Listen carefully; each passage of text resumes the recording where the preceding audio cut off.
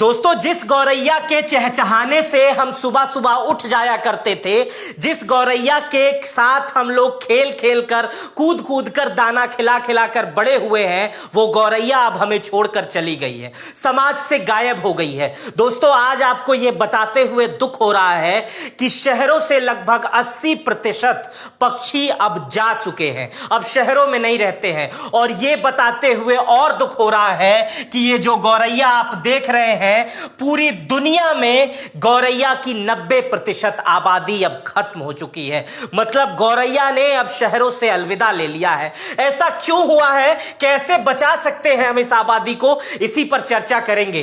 गौरैया आपके हाथों पे बैठ जाया करती थी, याद होगा, घरों में घोंसला बना ले लेती थी। जब छोटे बच्चे चिड़िया को देखते थे तो पकड़ने दौड़ जाया करते थे। उस समय को याद करिएगा। पशु प्रेमी इसको पक्षी प्रेमी से बहुत प्यार से अपने करीब रखते थे।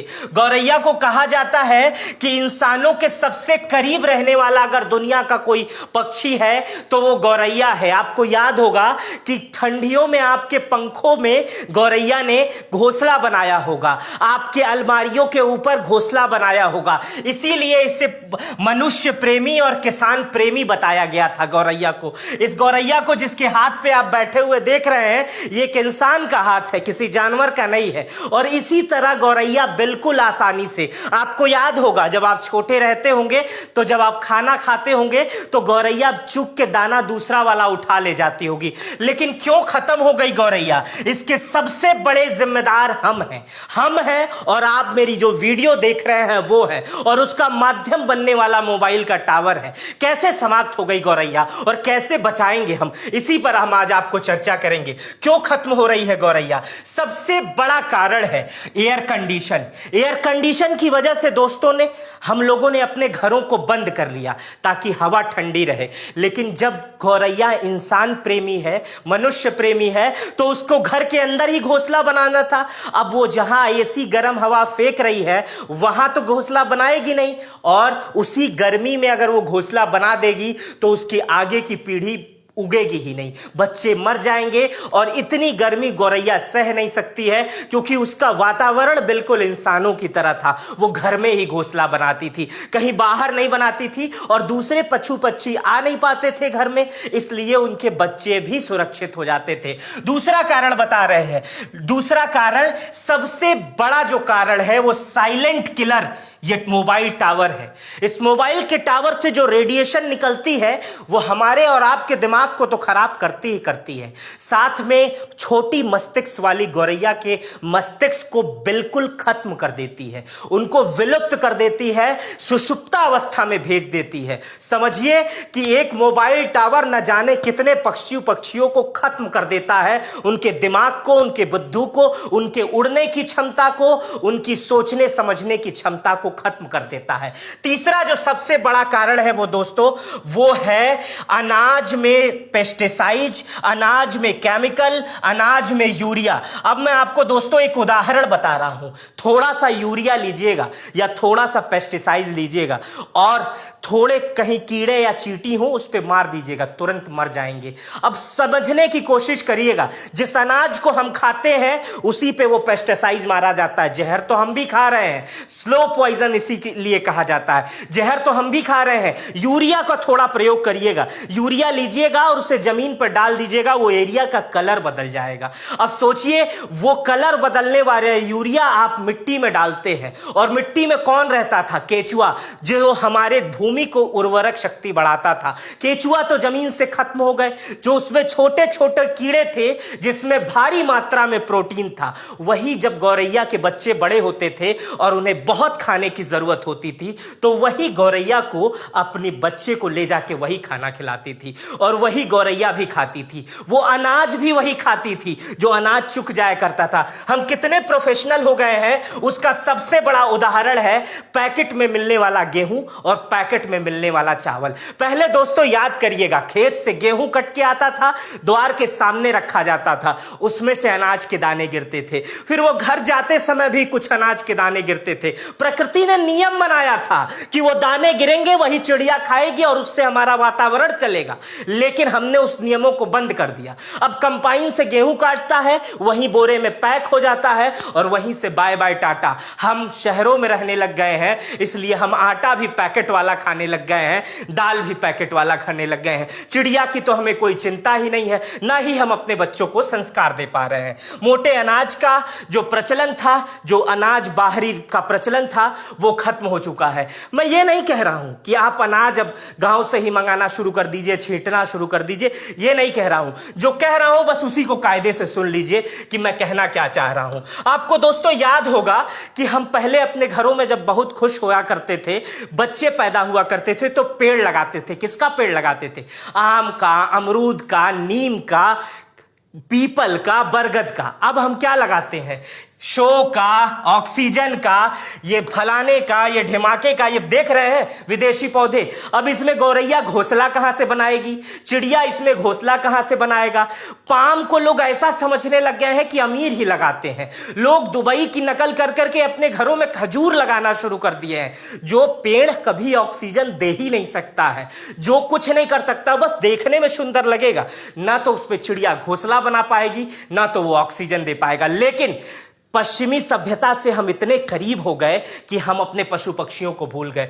अपने घर में एक आध आम अमरूद का पेड़ लगा लेते तो दो चार चिड़िया घोंसला जरूर बना लेती, लेकिन हम खजूर का पेड़ लगाएंगे, हम पाम का पेड़ लगाएंगे, क्योंकि फलाने अमीर के यहाँ वहां पर पाम के घर, उनके घर गए थे तो पाम का पेड़ लगा था। वो भी लगाइए, लेकिन एक आध आम अमरूद भी लगा लिया करिए। अच्छा, अब आपको इसका जो परिणाम है गौरैया का, भारत को भुगतना पड़ेगा, क्योंकि भारत का प्रतिद्वंदी देश चीन को इसका परिणाम भुगतना पड़ा। चीन में अनाज की किल्लत हो गई, चीन ने बुरी दशा देखी, चीन को अनाज बाहर से मंगवाना पड़ा। उसका सीधा कारण थी गौरैया। अब मैं इसका कारण बताता हूं।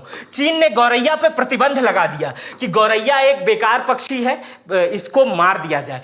उस पे इनाम भी घोषित कर दिया गया। लगातार गौरैया के लिए जहर डाला जाने लगा, गौरैया मारे जाने लगी, और जिसका परिणाम हुआ कि गौरैया गायब जैसे ही होने लगी, वैसे ही कीड़ों की संख्या, हवा वाले कीड़ों की संख्या, आपको याद होगा वो टिड्डे जो पाकिस्तान से उड़ते हुए चले आते हैं, फसल गायब कर देते हैं, उसका सबसे बड़ा कारण थी गौरैया। गौरैया जब छोटी रहती है तभी वो टिड्डों को खा जाती है, जो छोटे टिड्डे रहते तभी खा जाती है, लेकिन वो भारी संख्या में पड़ने लगे, पाकिस्तान सहित चीन में बढ़ने लगे, और जिससे फसलें खराब होने लगी। इसलिए अब चीन जो क्या कर रहा है, कह रहा है जो मार रहे थे उसको बचाओ, बाहर से भी अगर कहीं गौरैया हो तो हम खरीदने के लिए तैयार हैं। मतलब वो अपने वहां गौरैया की व्यवस्था कर रहा है, पहले मारा फिर व्यवस्था किया। तो हमारे देश में तो कुछ अभी बची कुची है, तो हम अगर उसी को संरक्षित कर लेंगे तो व्यवस्था बन जाएगी। अब मैं आपको दोस्तों बताऊंगा कि आप कैसे गौरैया को बचा सकते हैं, कैसे इस सुंदर सुंदर चिड़िया को बचा सकते हैं, कैसे बचा सकते हैं।